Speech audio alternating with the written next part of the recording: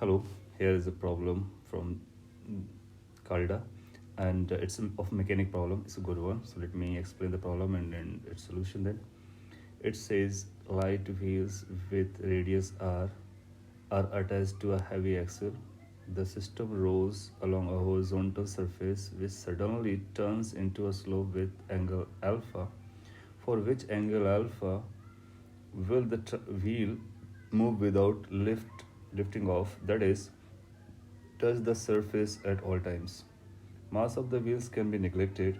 The axle is parallel to the boundary between the horizontal and the slope surfaces and has velocity v. So this is a horizontal surface and this suddenly turns to an angle, and this axle is heavy, these wheels are light, and this is moving with velocity v. As it moves from this edge over this inclined surface, then we need to find this alpha's value so that it does not lift off, so the contact is not left. That's the point we need to um, use as a condition. So let's consider that the axle mass is twice m, so each wheel will be responsible to hold m mass. We can think of a corresponding normal reaction. The center of each wheel will move on a circular arc of radius capital R during transition through the edge. So when this is crossing this edge, then you'll find the center of this wheel will be getting a transition from straight line motion to another straight line motion via a circular arc. So I have illustrated that part here. So let's say look at the from the side, and we are drawing the figure for one wheel, maybe this. So this wheel will look like this before it was starting taking transition to the inclined surface. So this is inclined surface, this is a horizontal surface. At this instant its velocity is this horizontal, and it's v, and there will be angular velocity as well. Now when this wheel goes to this inclined surface, then the center of this wheel will be taking this kind of transition. So this will be circular arc on which the center will be moving, and this will be the radius initially perpendicular to the horizontal surface. Later on radius will be this, which will be perpendicular to this inclined surface. So the gap between these radius directions will be alpha. So this alpha is basically this inclined angle.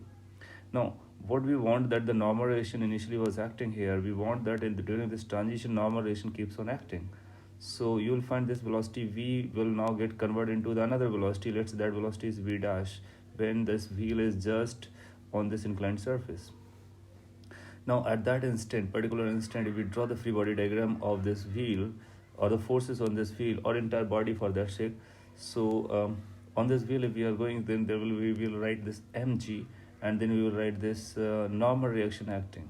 And since it is moving on a circular arc, then there is going to be centrifugal force acting on this center, which will be mv dash square by r. Now I'm using m and m, that means I'm using half of the mass of the axle, that is b, corresponding to this one wheel. Second wheel will be bearing similar kind of picture, so that will have another half mass. So we can work for the single wheel as well, right? Now if this angle is alpha, then you'll find this angle is alpha, so mg will have a component over here.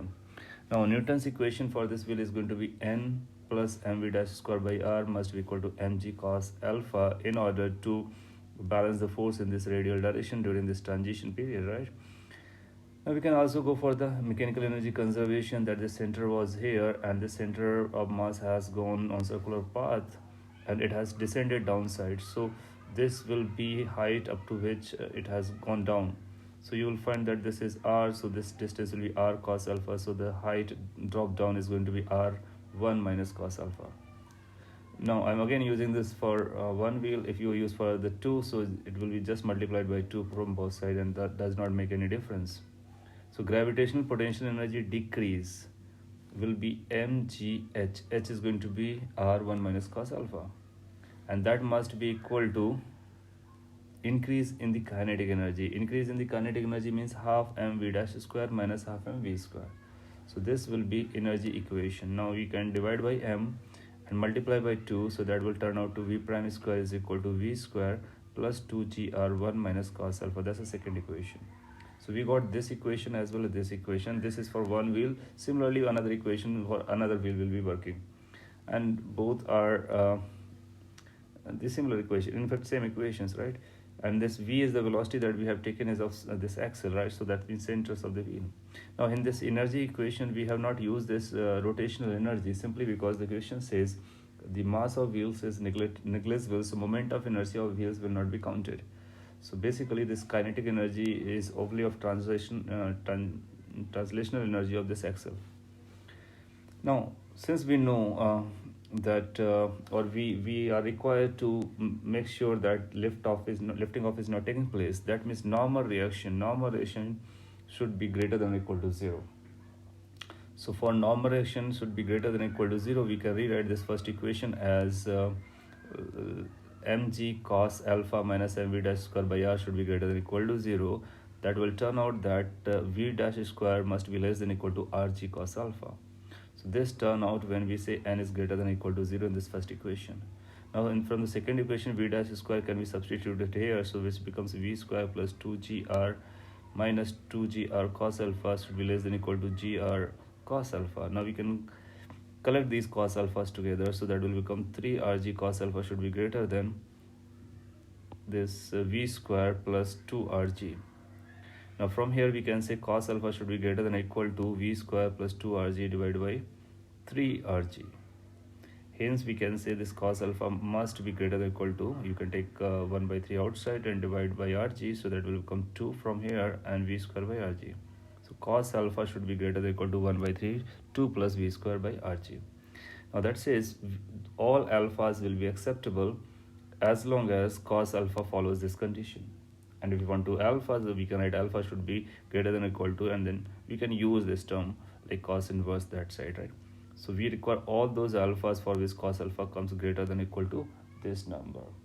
Now if we want cos alpha to be greater than this equal to a particular number, that means alpha cannot be greater than a particular value, right? So alpha should be like, it should be like 0 onward up to certain value. So that certain value can be found out from this expression, right? So this is our final response of this question. Thank you.